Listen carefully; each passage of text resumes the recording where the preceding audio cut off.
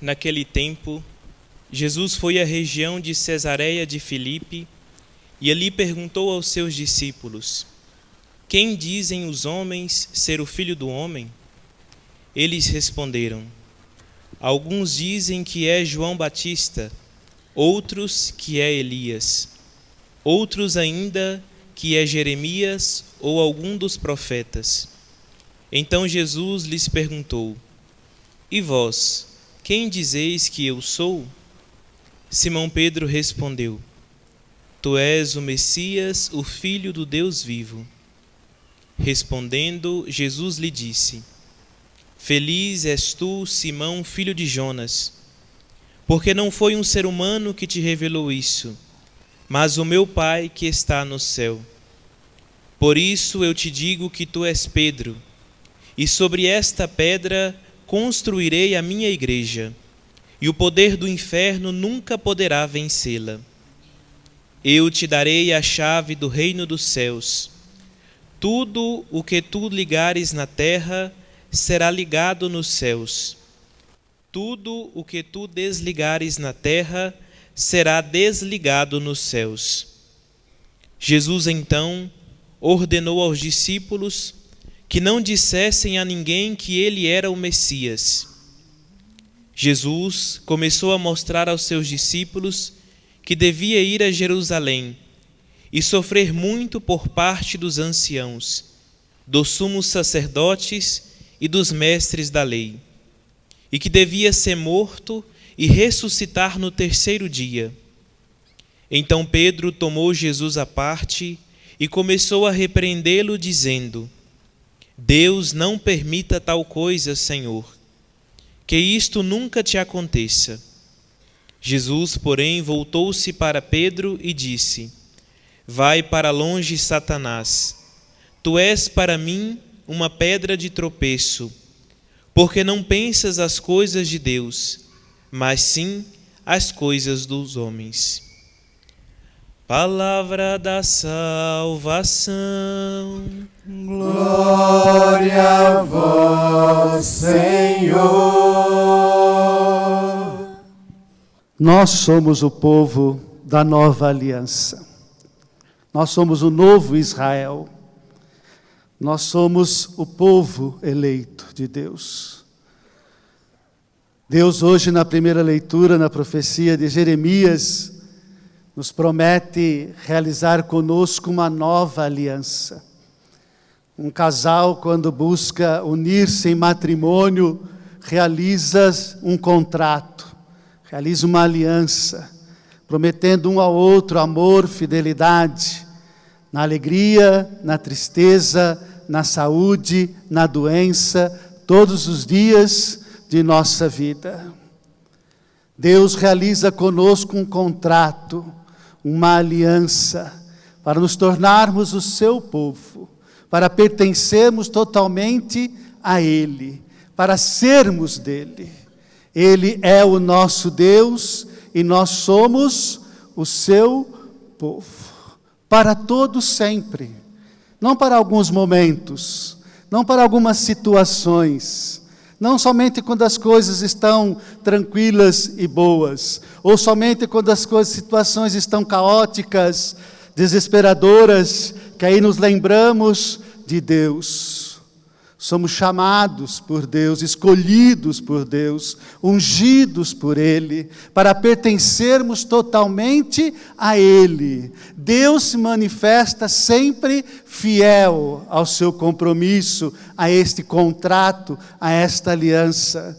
Mas seu povo, nem sempre. Muitas vezes, nós no caminho, na jornada, na travessia desse grande deserto da nossa existência, muitas vezes nós vamos sucumbindo, vamos fraquejando, vamos abandonando o nosso amor, a nossa adesão, a nossa fé em Deus. E às vezes procuramos tantos outros caminhos para solucionar as nossas dores, resolver nossos problemas e nossas angústias, e esquecemos daquele que nos escolheu, daquele que fez de todos nós o seu povo querido e amado.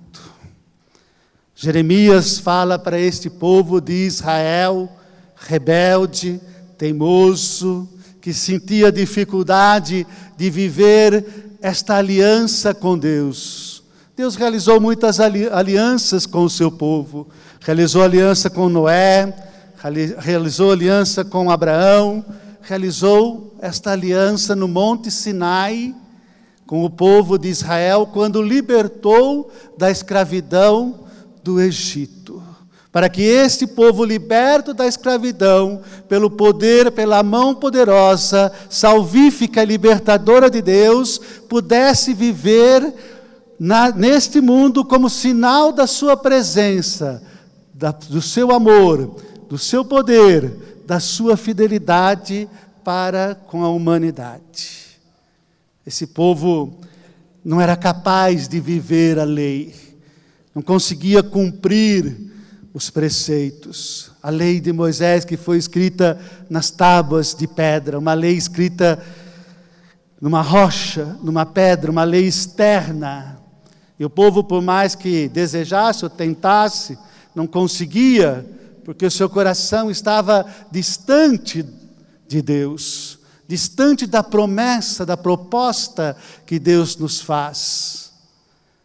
Então Deus, não desistindo do seu povo, promete a ele uma nova aliança, realizada em nosso Senhor Jesus Cristo. Quando na cruz derrama o seu sangue para a redenção da humanidade e nos dá o seu Espírito, para que a partir desse momento, reconciliados com este Deus, reconciliados com o Pai, possamos viver como filhos e filhas de Deus. Possamos viver como um povo verdadeiro, totalmente de Deus. E Ele nos concede esta graça, nos concede esse presente, nos concede seu Espírito. O profeta nos diz que Deus irá imprimir, escrever a sua lei na nossa alma, no nosso coração, na nossa mente, para que o nosso desejo, o nosso amor, a nossa vontade de querer e estar com Deus brote do nosso coração, que venha do nosso íntimo, do nosso interior para fora, e não de fora para dentro. Esta lei no nosso coração é que foi imprimida, inscrita, gravada, impressa, é que irá nos guiar, é que irá nos orientar, que irá nos iluminar, para que possamos permanecer sempre e estar na presença de Deus, cumprindo os seus mandamentos, realizando a sua vontade. Não é assim que nós rezamos no Pai Nosso? Seja feita a vossa vontade, assim na terra como no céu. Não é nossa vontade. Por mais honesta, íntegra que seja, ela está sempre influenciada pelas nossas fraquezas, pelos nossos pecados, muitas vezes pelo nosso egoísmo, mas pela vontade de Deus, que é santa, pura, que quer e deseja e busca sempre o bem de todos nós. É o que Maria Santíssima diz quando recebe o anúncio do anjo, né? Seja feita em mim a tua palavra, a tua vontade. Maria que se entrega totalmente à vontade de Deus. Maria que se deixa guiar, iluminar e ser levada pela realização dos planos de Deus e não do nosso projetos e planos. E assim, nós, iluminados por esse Deus, por esse Espírito que nos guia e nos conduz, somos capazes agora de viver como verdadeiro povo santo de Deus, como verdadeiro povo da nova e eterna aliança, realizada em Cristo Jesus. Como é que se dá isso? Se dá com a abertura do nosso coração, se dá com o desejo de querer servir e estar com Deus, se dá com a docilidade do nosso espírito ao Espírito Santo de Deus. Se dá quando nós colocamos em primeiro lugar a vontade e os planos de Deus e não os nossos. Assim como fez Maria Santíssima. Assim como fez o próprio Jesus, que veio ao mundo não para fazer a sua vontade, mas a vontade daquele que o enviou. E preparar para Deus Pai um povo que lhe seja fiel. Um povo que se deixa guiar e conduzir pela sua vontade, pela sua lei, pelo seu plano de amor, pela sua palavra. Que o nosso coração, meus irmãos e irmãs, possa realmente estar aberto e acessível, dócil a essa iluminação, a esse impulso do Espírito Santo de Deus. No Evangelho nós vimos Jesus, que fica um pouquinho preocupado, aquela multidão o seguindo, indo atrás dele, o procurando, quais eram as intenções que estavam em seus corações, quais eram as motivações, qual era a ideia que eles tinham a respeito de Jesus. E Jesus faz uma pergunta aos seus discípulos, aqueles que eram próximos dele, aqueles que estavam sempre junto a ele. Que dizem os homens ser o Filho do Homem? E as respostas? Uns dizem que é João Batista, outros dizem que é Elias, outros dizem que é Jeremias, outros dizem que é alguns dos profetas. Percebem que não tinham clareza a respeito da pessoa de Jesus. No fundo, aquela multidão que ia atrás de Jesus não o conhecia. Iam atrás dele, talvez atrás do pão, da multiplicação que Jesus realizou, o pão com fartura, que sobraram, não precisaram trabalhar, lutar para conseguir aquele pão, comeram e ficaram satisfeitos. Iam atrás de Jesus simplesmente porque queriam ver sinais e milagres, ou porque desejavam receber milagres, mas não sabiam quem era Jesus. Talvez estivessem confundindo Jesus como qualquer outro milagreiro por aí, fazedor de milagres, ou então o confundindo com qualquer outro profeta. É mais um profeta no meio de nós, mas não conseguiam ter ideia e clareza a respeito da pessoa de Jesus.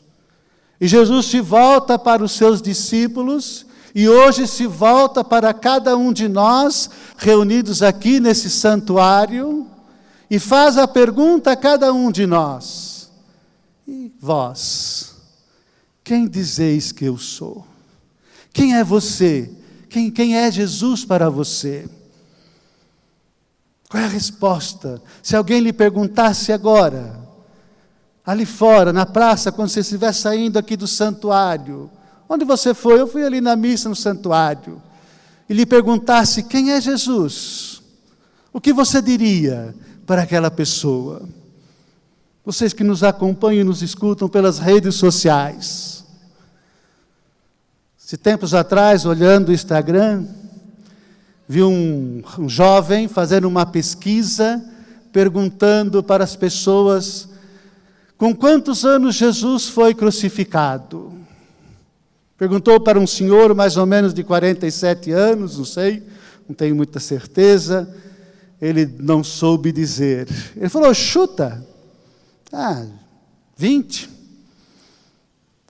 Aí encontrou uns jovens, uns adolescentes sentados, perguntou para eles, e um disse: 7. Outro disse: não sei. Olha que coisa impressionante. Eu fiquei muito triste quando eu vi isto. Eles não sabiam dizer. Quando eu atingi a idade de Cristo, eu disse: completei a idade de Cristo, estou com a idade de Cristo. Quantos anos é? 33. Eu me ordenei sacerdote com a idade de Cristo. com 33 anos de idade. Algo tão simples que nós utilizamos no dia a dia, na conversa, no bate-papo com as pessoas, quando queremos falar que a nossa idade é a mesma de Cristo quando foi crucificado. E esse pessoal não sabia dizer jovens. E não sabiam dizer por quê. Porque talvez nós não estamos dando testemunho de quem é Jesus para esta gente. Você, mamãe, papai, ali para com os seus filhos. Você, avô, ali para com os seus netos. Nós não estamos testemunhando a nossa fé em Cristo Jesus. Não estamos sabendo dizer para as pessoas quem é Cristo. Se não o sabemos dizer, porque nós não tivemos esta experiência do encontro com Jesus. Porque repetimos aquilo que ouvimos, mas não aquilo que experimentamos e conhecemos. Olha, tomem cuidado, porque papagaio também fala. E não sabe o que está a dizer. Se você perguntar para o papagaio, né? Ou dizer para ele no ouvido dele todos os dias: Jesus é o Filho, é o Messias, o Filho do Deus vivo. Ele vai aprender, porque te ouviu dizer, mas não vai saber quem é Jesus. Jesus pergunta para Pedro: e vós, que dizeis que eu sou? Pedro, iluminado pelo Espírito de Deus, iluminado pelo Pai, com o coração aberto e dócil para Deus, convivendo e estando na presença de Jesus, ele e os seus companheiros. Pedro fala em nome dos 11, que lá estavam reunidos. Ele diz para Jesus quem é Jesus, na verdade. Tu és o Messias, o prometido por Deus para o nosso povo, o ungido de Deus. Mas não é somente o Messias, tu és o Filho do Deus vivo. Revela para nós a identidade divina de Jesus. Tu és o próprio Deus. Pedro tem essa experiência e chega a esse conhecimento, a esta verdade, onde a igreja será alicerçada, edificada. Feliz és tu, Pedro, porque não foi um homem, não foi a faculdade, não foi o curso de teologia, nem de filosofia, não foram os livros científicos, históricos, que te revelaram isto, mas o meu Pai que está no céu. O meu Pai é uma inspiração que vem do coração, do interior do espírito, da alma, que atesta para nós quem é Jesus. Não é algo externo, vindo de fora para dentro, mas é algo de dentro para fora. Algo que me dá essa certeza da divindade da pessoa de Jesus, plenamente humano e plenamente divino. É o Messias, o Filho de Deus vivo. Sobre esta pedra edificarei a minha igreja. Sobre esse testemunho de fé, sobre esta revelação, sobre esta verdade que acabas de dizer, Pedro, eu edificarei a minha igreja e farei de você o primeiro para anunciar. Deu autoridade a Pedro para que testemunhasse esta verdade e esta fé, junto com todos os seus irmãos, unidos na mesma fé. E nós, hoje, como povo da nova aliança, o novo Israel, o novo povo de Deus, estamos dando esse testemunho de fé para os nossos irmãos e irmãs? Ou não estamos sabendo dizer quem é Jesus para você? Mas não repita porque você ouviu dizer aqui no púlpito, mas diga porque você sente isso no seu coração, na abertura do teu coração, na docilidade do teu espírito ao Espírito de Deus, na revelação que você recebeu. Não deixe isso tornar algo mecânico, repetitivo, decorado, mas vivenciado, sentido, experimentado, encontrado na sua vida.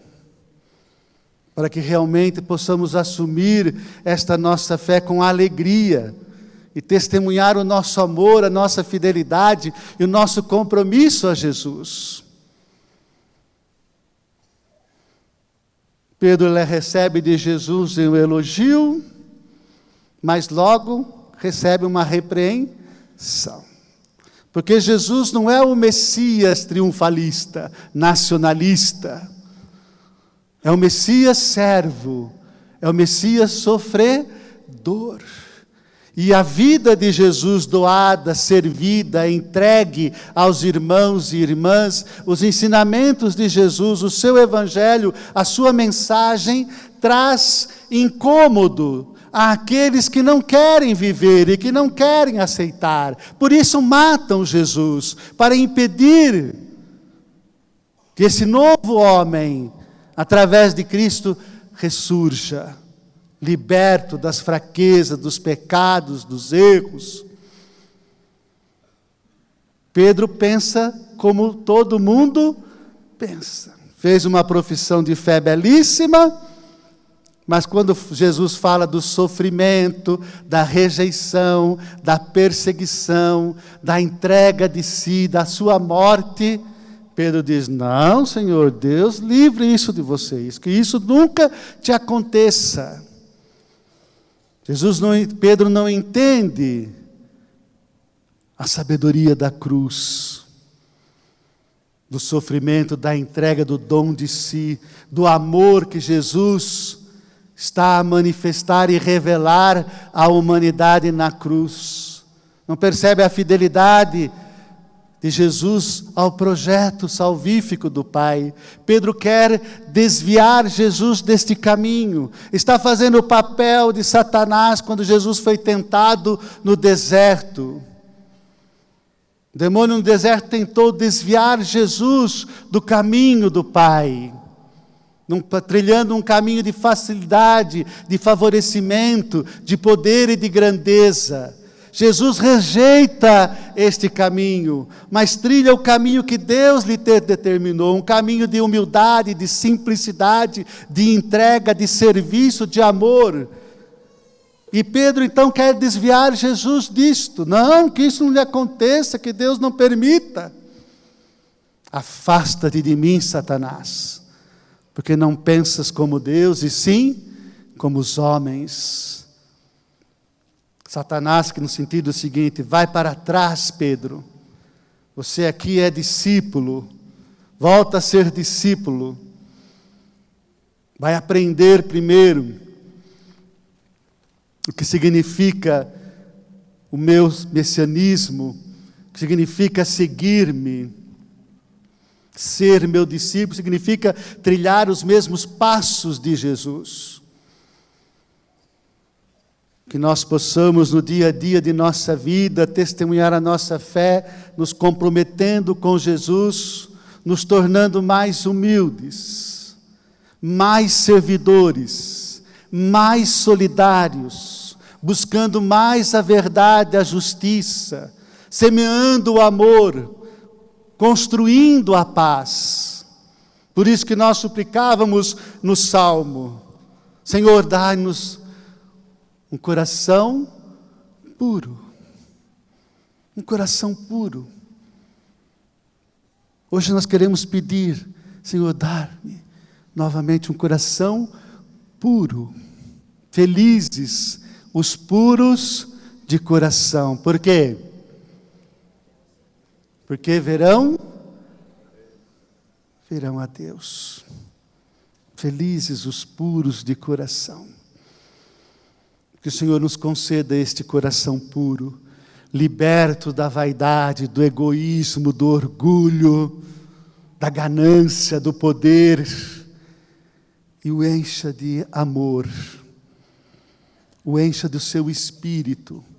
Dai-nos um espírito novo, um coração novo, para que possamos nos tornar homens e mulheres novos em Cristo Jesus. Louvado seja nosso Senhor Jesus Cristo. Que para sempre seja louvado.